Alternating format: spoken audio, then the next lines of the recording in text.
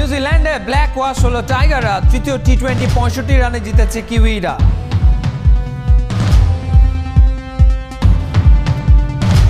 খেলাযোগের মুখোমুখি তামিম ইকবাল খান দল নিয়ে নিজের ভাবনা জানালেন ওয়ানডে কাপ্তান। আমার যা বলার আমি আজকে আপনাদেরকে বলে দিচ্ছি, তারপরে আপনাদের উপর ছেড়ে দিলাম। আপনারা এটা নিয়ে আলোচনা যদি করতে চান তাহলে করতে পারেন। তারপর বিরোধ লেগেছে ফুটবল ফেডারেশনের সঙ্গে, জাতীয় দল নিয়ে রীতিমতো স্বেচ্ছাচারিতা করছেন জেমি ডে।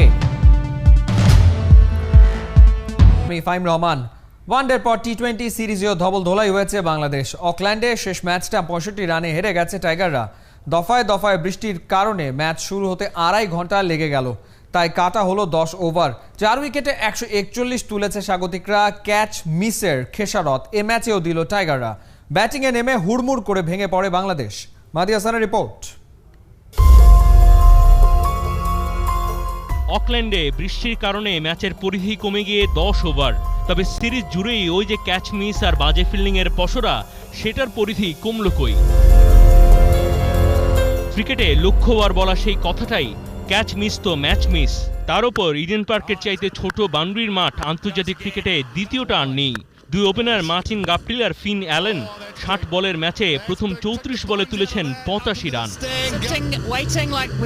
অভিজ্ঞ মার্টিন গাপটিল 19 বলে 44 রান করে ফিরলেও টাইগারদের সীমানার ওপারে আছড়ে ফেলেছেন তরুণ এক কিউই। 29 বলে 71 রান। জীবনের দ্বিতীয় আন্তর্জাতিক টি-20 খেলতে নামা ফিন অ্যালেনের শুধু ফিল্ডিং নয়, বাংলাদেশের ঘরোয়া ফ্র্যাঞ্চাইজি লিগ কাঁপিয়ে বেড়ানোরা লাইন লেন্থই বা খুঁজে পেয়েছেন কতটা।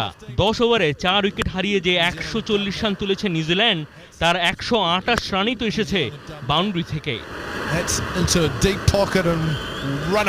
ওভার প্রতি 14 বেশি রান তাড়া করতে নেমে মুখ থুবড়ে পড়েছে টাইগাররা। আগের ম্যাচে রান পাওয়া নাইম শেখ, ধারাবাহিকতার বড় প্রশ্ন যার ক্যারিয়ারে, সেই সৌম্য সরকার অথবা মাহমুদুল্লাহ রিয়াদের না থাকায় অধিনায়কত্বের দায়িত্ব পাওয়া লিটন, তাদের দেখানো পথে সবাই আসা যাওয়ার মিছিলে। এমনিতে ছোট হয়ে এসে 10 ওভারের খেলা হয়ে যাওয়া ম্যাচটাকেই যেন আরও ছোট করার দৌরাত্ম্য। দুঃস্বপ্নের সফর দ্রুত শেষ করে বাড়ি ফেরার তারা কিনা কে জানে। 65 রানে ম্যাচ হার, 60 বলের খেলায় 3 বল বাকি রেখে 76 রানে অল আউট। শেষটাতেও বিবর্ণ লাল সবুজ। মাহদি হাসান, 71। মাঠের ক্রিকেটে টাইগাররা পরাস্ত, মাঠের বাইরে পরিস্থিতি উত্তপ্ত।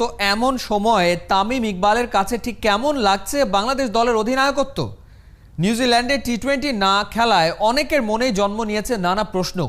খেলাযোগের মুখোমুখি হয়ে বিভিন্ন প্রশ্নের উত্তর দিয়েছেন বাংলাদেশের ওয়ানডে ক্যাপ্টেন তামিম ইকবাল খান। আজ দেখুন প্রথম পর্ব। 18 কোটি মানুষের প্রত্যাশার যে চাপ, সেই চাপটা নিয়ে দলকে নেতৃত্ব দিতে হয় একজন অধিনায়ককে।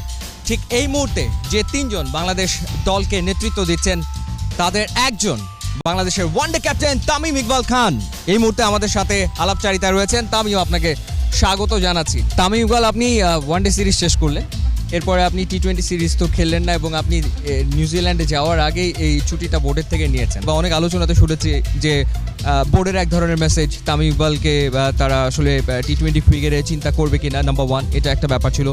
নাম্বার 2 ব্যাপার ছিল তামিম ইকবাল নিজে আসলে টি-20 ক্রিকেট ওই কন্ডিশনে খেলতে এনজয় করবে কিনা, সেটা একটা বিষয়। আসলে ব্যাপারটা কি? যেহেতু আমি 14 বছর ইন্টারন্যাশনাল ক্রিকেট খেলেছি, এমন কোনো দেশ নেই যেখানে আমি ক্রিকেট খেলিনি, এমন কোনো দেশ নেই যেখানে আমি পারফরমেন্স করিনি।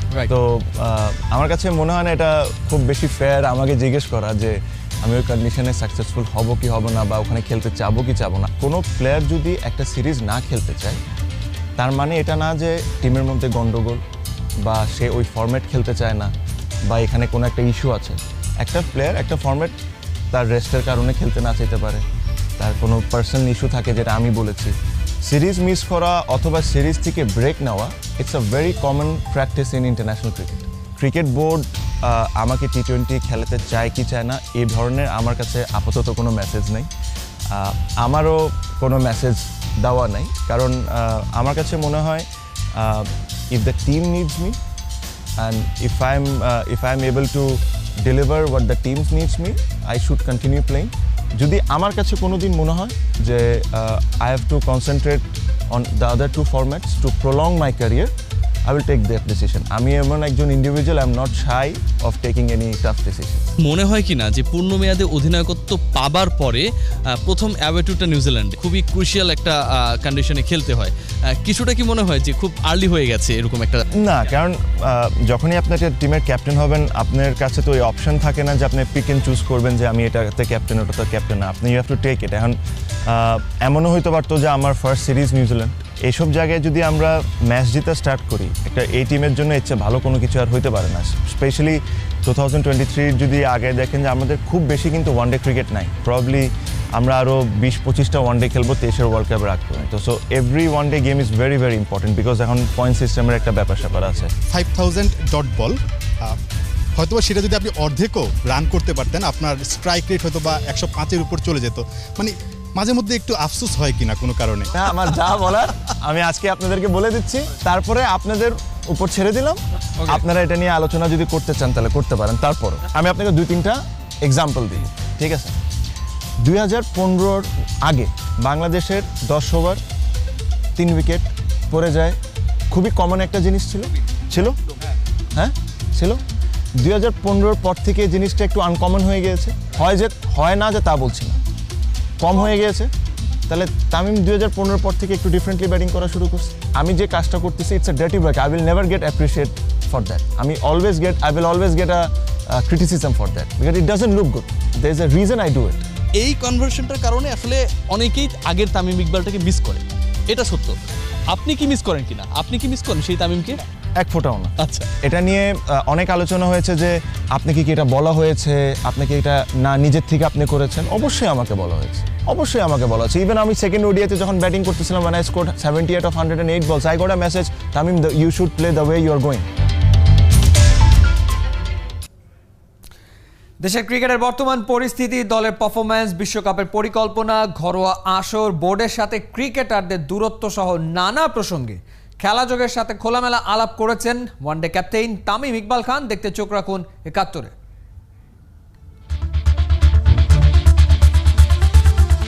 বাংলাদেশের ওয়ানডে ক্যাপ্টেন তামিম ইকবাল খান আমাদের সাথে রয়েছেন।